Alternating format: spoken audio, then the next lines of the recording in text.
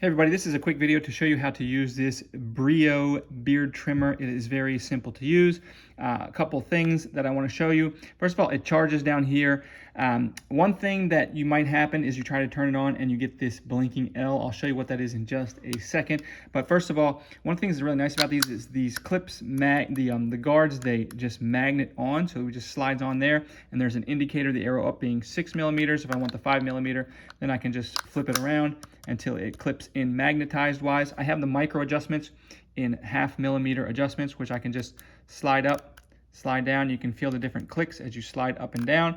And the last thing is the power to turn it on. Now, if you're getting this blinking L, that's because this actually has a travel lock. So if you don't want it coming on in your suitcase or something like that, it is now currently in travel lock. So all I need to do to get it out of travel lock is I need to press and hold this power button for 5 seconds. So you can see 1, 2, 3, 4, 5, and now it is back out into normal power mode. It's on.